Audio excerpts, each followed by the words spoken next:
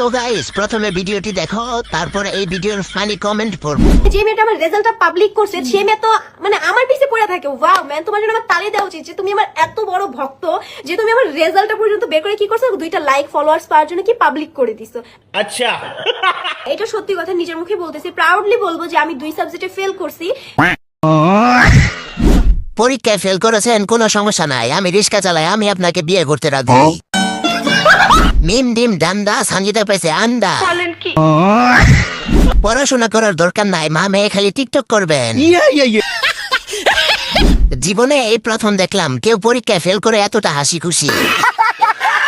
বুঝছি বোন, তোমার পড়াশোনা করতে হবে না, টিকটক করা চালিয়ে যাও, গোল্ডেন এ প্লাস পাবে। ঠিক বলেছো। রেজাল্ট দেখে বোঝা যাচ্ছে সে কতটা ভালো স্টুডেন্ট ছিল। ফেল করে লাইভে আসতে, এটাই হলো পারিবারিক শিক্ষা। ফেল করে আবার গর্ব করতেছে, দিস ইজ দ্য মেন্টাল।